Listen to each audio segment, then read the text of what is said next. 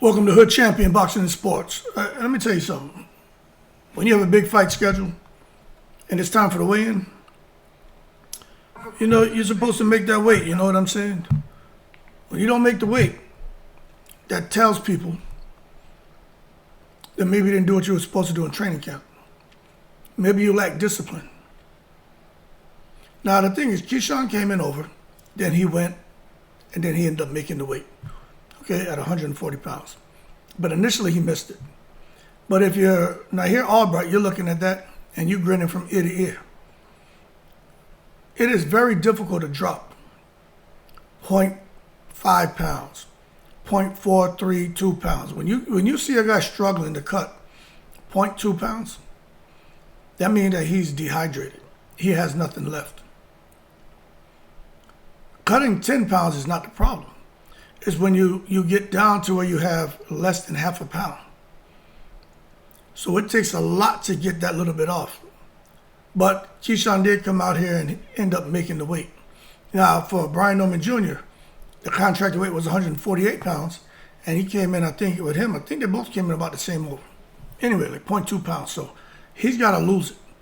Now, I'm not aware of him making the weight yet. I just checked. I can't find any updates where he's made the weight. But this is giving his opponent, Wagner, a huge opportunity. A huge opportunity.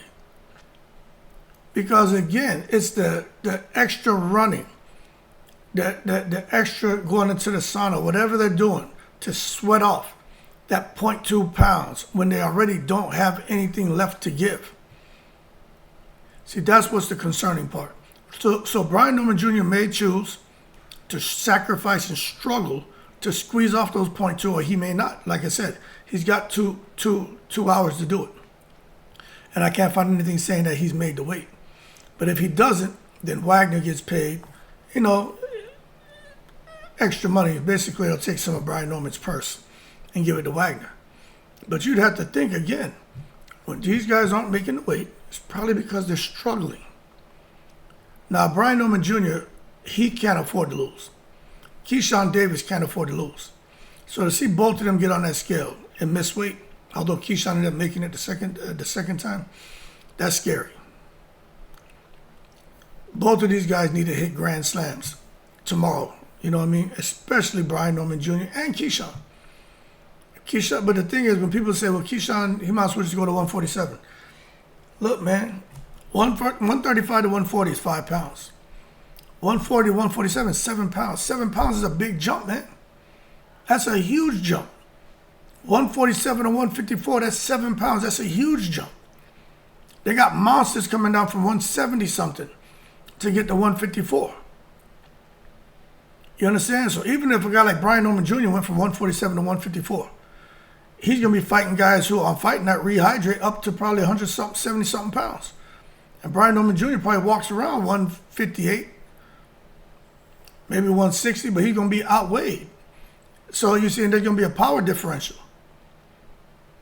So, you know, very interesting circumstances for Brian Norman Jr. and Keyshawn Davis. Now, I'm going to tell you, for Brian Norman Jr., he lost to Devin Haney. He's got to win. But for Keyshawn, he's supposed to be one of the next big things in the sport of boxing. They even talked about him and Shakur Stevenson fighting.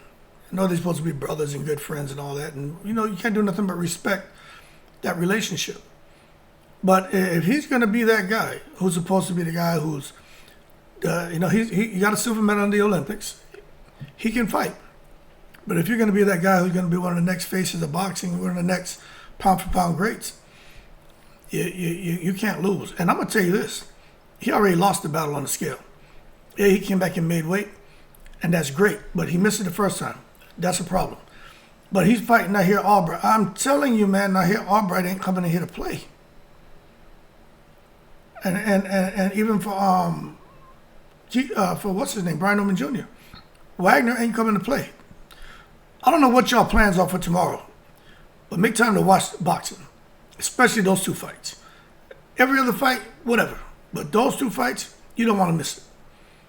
Now, I'm going to be busy, but I'm going to try to make time to go live for those two fights. Get up, do everything I need to do. I don't think I'm doing any videos tomorrow morning. I'm going to pump out a whole bunch of stuff today so tomorrow I can just chill. But I am telling you, don't miss it. because somebody been eating fried rice and chicken wings during training camp. And that's a no-no. Don't get mad at the chef. Because he like, I reminded you about your upcoming fight. Just because I'm cooking all this good shit don't mean you got to eat it. But anyway, all joking aside, yo, enough respect to these two guys, man. Yo, Brian Norman Jr., you know, I always rock with him. Brian Norman Jr., a.k.a. Tranquilized Man. I like the relationship between him and his dad. I like to hear how he speaks about his dad. Yeah, I love that. I have a lot of respect for that. That's why I support that dude. I think I'm going to do a video about him later, just about him, instead of doing it all in a roll-up. I'm going to just do a separate video about him. I respect these guys, man, who come out here and show unconditional love and respect for their fathers, man. I just really appreciate seeing that son-father relationship, that bond, man. I got a lot of respect for them. So I don't care if he loses or not. I'm still going to support him. That's just how I'm wired. But for Keyshawn, yeah, I think the sky's the limit for him. But, man, he's in a rock and hard place. Adrian Broner was in that position too. Adrian Broner was dominated at 130, dominated at 135, dominated at 140. Went up to 147 and realized I'm too small. He's still great, but just was having some struggles. Was thinking about the catch weights at 144 because 147 was so hard to make. He outgrew them smaller weight divisions. Keyshawn Davis may be in the same situation. Got to pick and choose who you fighting at 147 because, you know, them guys are bigger, stronger, they hit harder. Everything is different at 147. So he may be kind of in that, become a nowhere to go. Can't go to 140, can't go to 147. So he doesn't have a profile where he can dictate catch weights. So we'll see where things go from here. But I think Keyshawn's in a tough fight. And I'm going to say that again.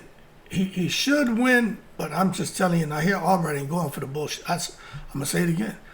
Now with Tranquilized Man, Brian Norman Jr., he's in tough, both of them in tough fights, man.